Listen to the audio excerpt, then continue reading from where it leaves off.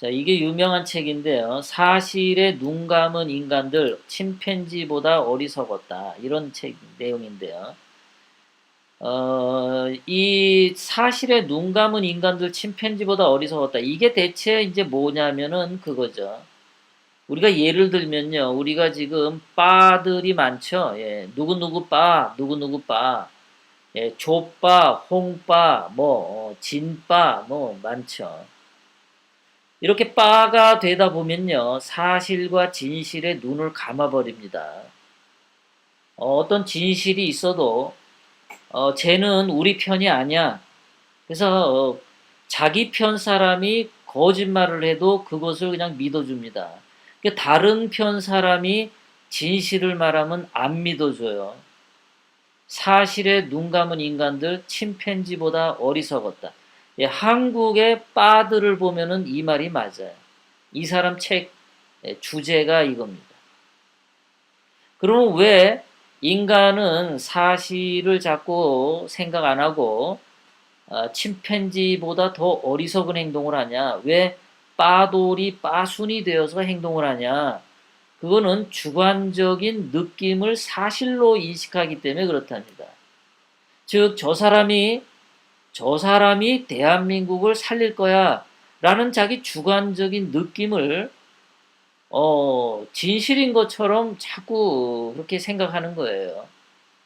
그러니까 자기가 추종하는 그 정치인이 거짓말을 했었고 그 중국 시진핑하고 7번씩 만나가지고 친중 매국노가 확실하고 또 늘 거짓말을 했고 박근혜 대통령님이 탄핵당하기 그 전에 손석희 태블릿 PC 거짓 태블릿 PC가 방송되고 나서 이틀 뒤부터 12월 9일 탄핵 소추안이 가결될 때까지 그때 온통 박근혜 대통령님의 뒤통수 치고 다니던 자가 그 사실이 있는데도 그 사실에 눈을 감고 있어요. 그렇게 촛불 선동하는데 앞장섰던 자가 그때는 태극기 든 애국 시민들이 없었죠. 그런데 이제 12월쯤 가고 이렇게 가서 예, 우리 김중령님 뭐라고 하셨나? 탄핵 찬성 만장일치로 정해놓고 탄핵 일주일 전에 박 대통령에게 하야하라고 재판 거래했답니다. 이거 증거가 있나요? 제가 이 말만 보고는 모르고 만약에 이것이 안다면 어, 전부 다 잡아드려야죠. 전부 다 잡아드려야 됩니다. 그런데 이 이야기를 정규제가 했다라는 거에서 정규제가 왜 이런 말을 했을까? 정규제는 그냥 한 가지 사실만 보고 그냥 사실을 말하는 사람이 아니죠. 어떤 진실을 말할 때 이 사람은 여러 가지 복합적인 사안을 뒤에 깔고서 꼭 그 말을 합니다. 그래서 그 정규제가 지금 탄핵 때 일주일 전에 대통령님하고 거래를 했다. 그것이 어떤 문서나 정확한 뭔가 증거 자료가 있어야 됩니다. 아, 그러니까 그거를 생각하고 해야 돼요. 정규제는요, 굉장히 이 사람은 그 머릿속에 뱀이 한 10마리는 들어있어요. 뱀이. 그 단순한 사람 아닙니다. 정규제는 그 사실에 눈 감은 적이 많아요. 그러니까 침팬지보다 어리석었던 적이 많습니다. 첫 번째 예는요. 그 정규제는 2017년 11월 8일 트럼프 대통령이 한국에 왔을 때 그래서 국회에서 연설을 했을 때 그 트럼프 대통령의 연설을 확실하게 안 듣고 그냥 자기 감으로 방송을 한 적이 있습니다. 그때 정규재가 뭐라고 얘기했냐면 트럼프 대통령은 좌파들에게 겁을 먹고 국회에서 연설한 것 같다라고 얘기를 했어요. 그런데 제가 분석했던 트럼프 대통령의 2017년 11월 8일에 그 한국 국회에서의 트럼프 대통령님의 연설 내용을 다 읽어보면 박정희 대통령님이 경제 개발을 한 위대한 영웅이라고 하는 것을 5번에 걸쳐서 강조해서 이야기를 했습니다. 그리고 북한 김정은이가 인권을 무시하고 그 임신한 여자들을 살해하고 엄청난 고문을 하고 그리고 북한은 종교 독재 국가고 교도소가 많은 교도 국가고 그리고 세습 국가고 그리고 깡패 국가고 이런 용어를 써가지고 그 당시에 국회에서 연설을 했습니다.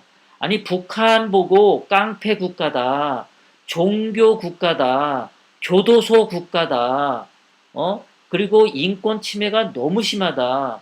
그리고 박정희 대통령은 위대한 인물이다. 그렇게 연설한 내용이 좌파들을 보고 겁을 먹고 한 연설이라고 하는 정규재를 보고서 제가 아주 놀랬었습니다.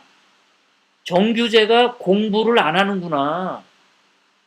정규재는 트럼프 연설을 안 들었구나 하는 걸 제가 그때 느꼈어요. 그러니까 정규재는요 어느 순간에 말을 그 혓바닥이 워낙 능숙해가지고 한 가지 사실을 알면 10가지를 아는 것처럼 이게 떠드는 재주가 있습니다.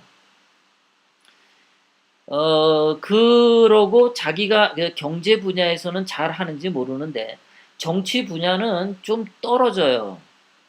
게다가 최근의 예로는 5.18 광주에 북한군이 안 내려왔다라고 자꾸 주장을 한단 말이에요. 그러면은 정규재가 그렇게 자신이 있으면 지만원 박사님을 초대해가지고 정규재 펜앤마이크 방송 한번 해란 말이에요. 근데 그거 안 하잖아요, 그거. 그리고 법고일도 이 거짓말쟁이에요. 2016년 10월 24일에 손석희가 거짓말 태블릿 PC를 터뜨렸을 때 딱 열흘 뒤인 11월 4일 한국경제신문에 복고일이가 기사를 썼을 때 박근혜 대통령님은 도덕적 권위가 상실했으니까 하야란 글을 썼는데 그 당시에 박근혜 대통령님에 대한 증거가 하나도 없었습니다. 온통 거짓말 선동밖에 없었어요. 그러면 복고일 같은 경우가 정규재랑 친구인데 그러면 지금이라도 복고일이 그때 자기가 잘못했다고 사죄를 해야죠. 자기가 그때 증거도 없고 거짓말 선동만 믿고 박근혜 대통령 하야하라고 자기가 그때 신문에 기사를 썼는데 그거 내가 잘못했다 하고 사죄를 하는 게 복고일의 자세죠.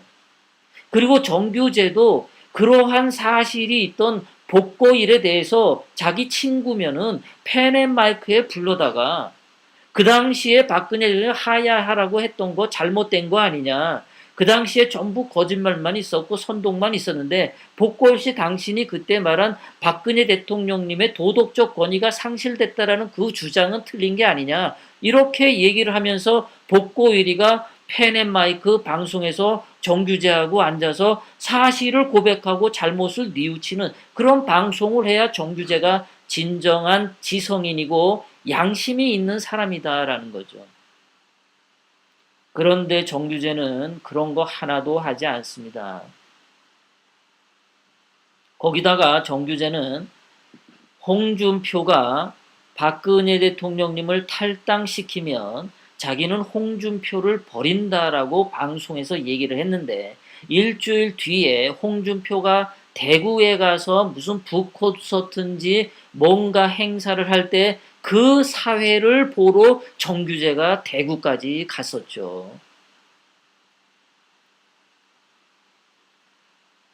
그래서 중요한 고비마다 정규재는 올바른 이 우파들이 올바로 나가야 되는데 정말 이 중요한 시기에 좌파들을 공격을 해서 좌파들을 물리쳐야 되는 아주 중요한 시기에 꼭 죄를 뿌리는 행동을 했죠. 그게 정규제였단 말이죠. 그럼 지금도 상황을 봅시다. 정규제가 왜 헌법재판관 8명이 일주일 전에 박근혜 대통령님에게 재판 거래를 했다라는 이 충격적인 뉴스를 왜 이 시점에 정규제가 할까? 우리는 그 의도를 생각을 해야 돼요. 그 의도를.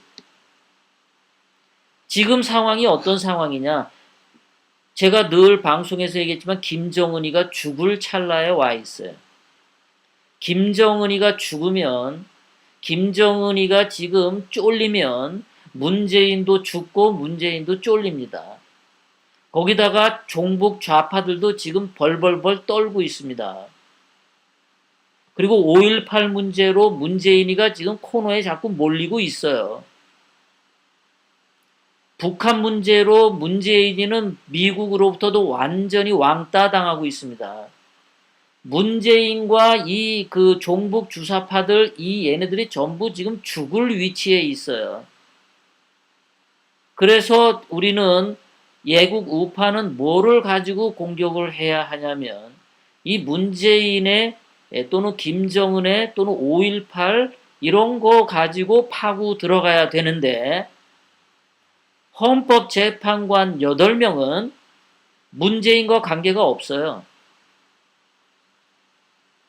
문재인과 직접적인 관계가 없다고요. 그러면 지금 태극기 애국 세력들이 문재인과 종북 주사파들에 대한 총공격을 해야 되는 이 시점에 문재인과 관계없는 헌법재판관들을 공격해야 돼. 그 헌법재판관들 8명은 누구 밑에 있었냐? 황교안 밑에 있었다. 황교안이 그 국무총리로서 대통령 권한대행하고 있었을 때예요. 그러면 헌법재판관이 재판 일주일 전에 그 재판 거래를 했다. 그러면은 황교안이가 대통령 권한대행인데 그거 왜 몰랐냐? 황교안 책임을 또 물고 들어갈 수 있어요. 그러면은 이 싸움이 어떻게 되냐면은 한국당하고 황교안에 대한 공격으로 다시 바뀔 수 있어요, 이게. 싸움이. 문재인하고 종북 주사파들을 지금 총 공격해야 되는 이 시기에 한국당하고 황교안을 주 적으로 공격해야 하는 그런 상황이 되고 있다는 거예요.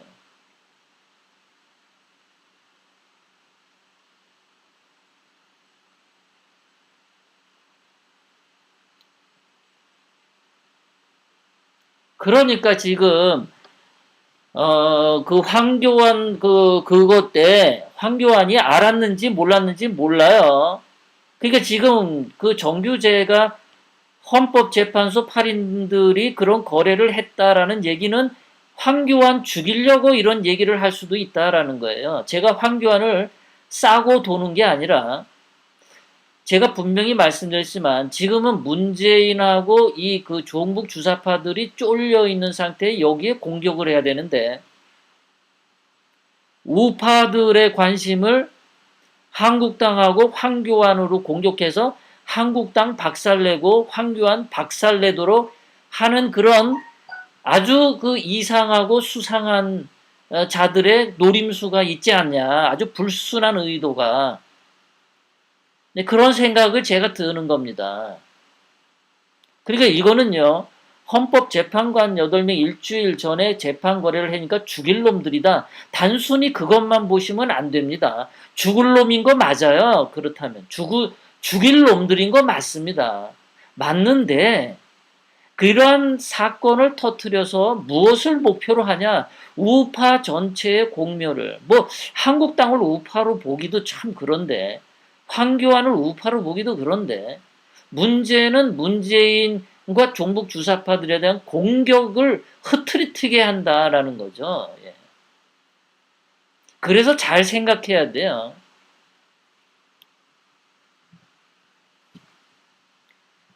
순진하게 생각하면 안 됩니다. 이게 순진하게 생각하면 안 돼요.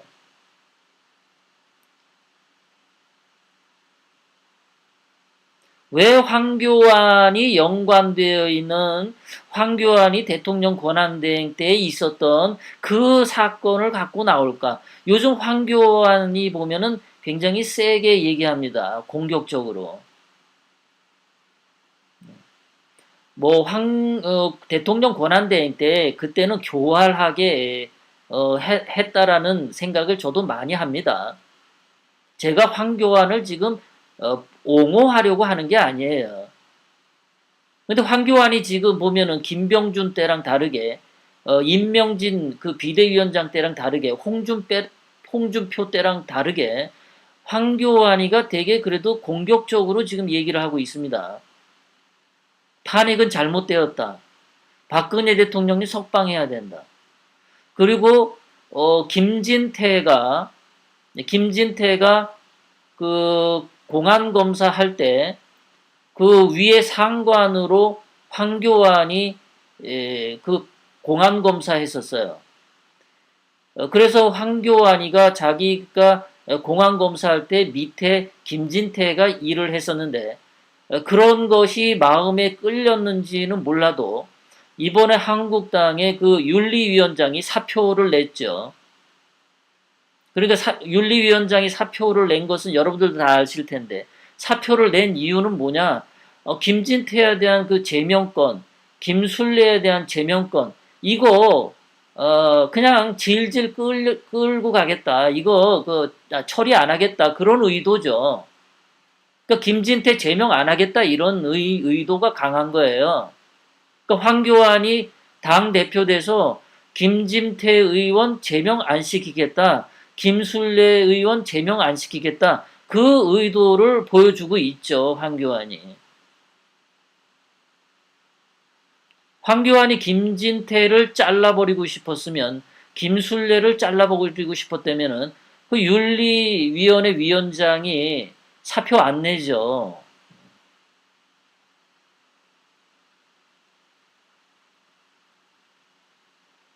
박동욱 씨, 저는 황교안을 믿는다고 말하는 게 아니에요.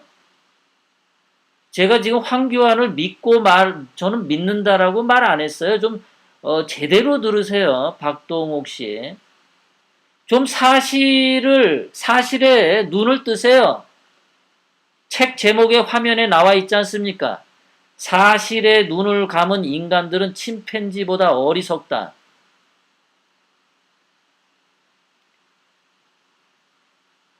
제가 황교안을 믿는다라고 저는 방송한 적이 없습니다.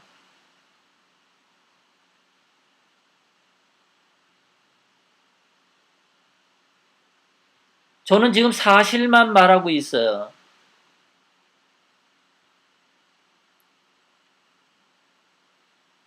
황교안이 김진태 의원을 한국당에서 제명하기를 원하십니까? 박동욱 씨? 박동욱 씨 대답 한번 해보세요. 황교안이 김진태 의원과 김순례 의원을 제명하는 거에 찬성하십니까? 박동욱 씨? 박동욱 씨, 대답 한번 해보세요. 아무리 황교안이가 교활하고 나쁘다 하더라도 황교안이 김진태 의원과 김순례 의원을 제명 안 시키려고 하는 거는 그거는 좋은 거잖아요. 그거 좋은 거잖아요.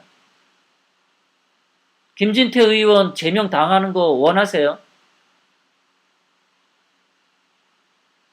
예, 한동만 씨 맞아요. 예. 제가 질문하는 거에 대답을 해보세요. 황교안이가 김진태 의원하고 김순례 의원 제명하는 거 바라시냐고, 동의하시냐고. 예? 좀 사실을 보세요, 사실을. 음? 왜 자꾸 사실에 눈을 감아서 침팬지보다 어리석은 행동을 하려고 합니까? 자기의 느낌을, 주관적인 느낌을 사실로 생각하면은 침팬지보다 어리석다라고 분명히 이 책 얘기하지 않습니까?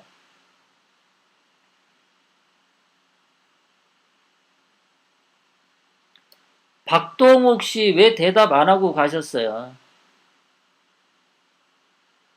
네?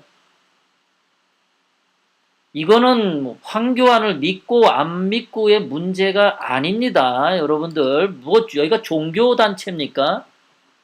종교단체예요. 정치하는 데지.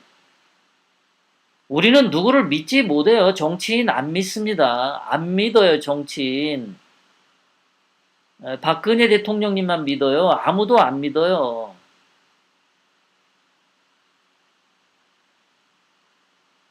사실에 눈을 뜹시다.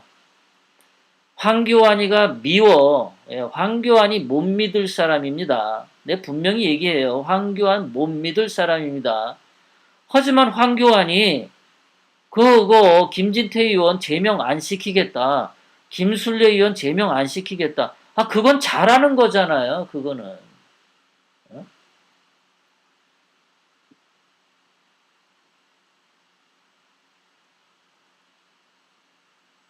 그건 잘하는 거잖아. 여러분, 그런 거 있어요. 그 예전에 그 시골에서 말이죠. 감나무에 감 따러 올라가다가 보면은 그 가을에 감나무에 감 따다 보면 이 감나무가 그 수분이 없어서 나뭇가지가 바짝 말라 있어요. 그러다 보면 감을 따다가 그 감나무 가지가 부러져서 땅바닥에 떨어지는 일이 많습니다. 시골에. 그러면은 그 시골 사람들이 그 감나무에 떨어져 가지고 무슨 장독 같은 거 걸려 가지고 이렇게 끙끙 씨름 앓고 있으면 처방이 뭐냐면요. 그 똥물 있죠? 똥물. 예, 똥물. 옛날에는 그 저기 그 변속관이 저 뒷마당 저쪽 구석에 있었어요. 그럼 가서 그 똥물 그 오래된 똥물을 퍼다가 그 감나무에서 떨어진 사람한테 그거를 먹입니다. 그러면 그 사람이 병이 나아요. 자, 그러면 여기서 생각해 보세요. 똥물은 음식이냐 아니냐? 똥물은 약이다 아니다. 예? 우리가 평상시에는 똥물을 안 먹잖아요. 더럽다고. 더러운 똥물이지만 나무에서 떨어진 환자를 고칠 수만 있다면 똥물을 먹지 않습니까?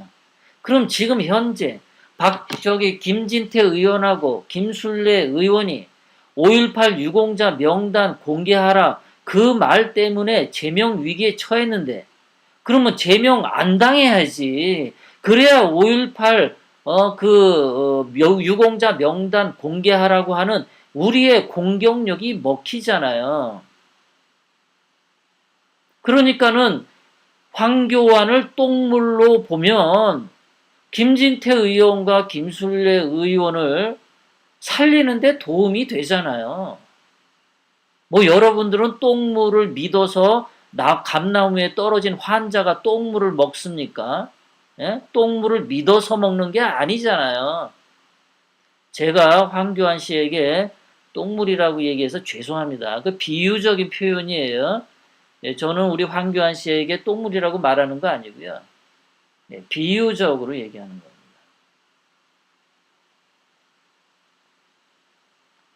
이거는 똥물을 믿고 안 믿고의 문제가 아니다라는 겁니다. 뭐 개똥도 뭐 약에 쓸려면 없다 그런 말도 있잖아요. 그리고 저기 그 한의원에서 한약 지을 때 그 비상이라고 하는 그 독약을 극소량 집어 넣습니다, 여러분들. 그게 어느 한계가 넘어가면 독이 돼서 사람을 죽이지만 아무리 그 비상이라고 하는 독도 소량을 쓰면은 그게 약이 돼요.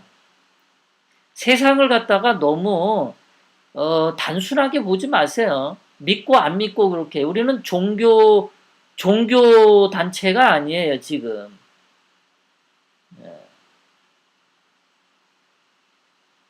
그래서 지금 아까 우리, 어느 분이, 뭐, 황세모라는 거는 동의해요.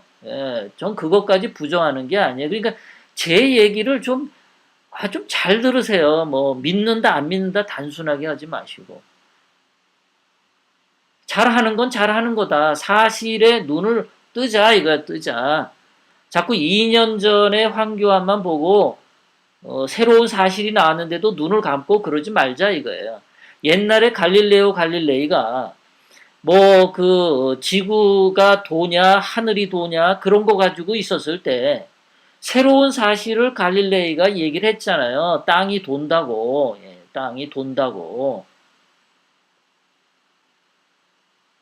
그런 새로운 사실이 나왔을 때 그것을 바라볼 수 있었어야 되는데 그 당시 종교단체 천주교에서는 땅이 도는 게 아니라 하늘이 도는 거야. 그래가지고 죽이려고 했잖아요.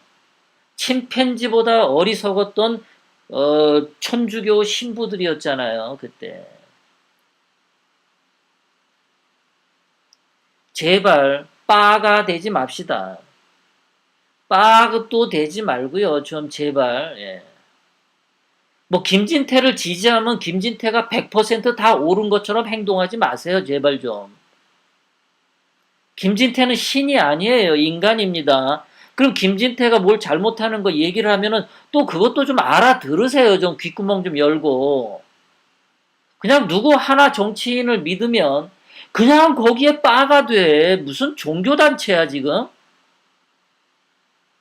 여러분들 대한민국 살리려면 태극기 애국운동 하라고 나왔습니까? 누구 정치인을 교주로 믿고 뒷공문이 졸졸 따르라고 나왔습니까?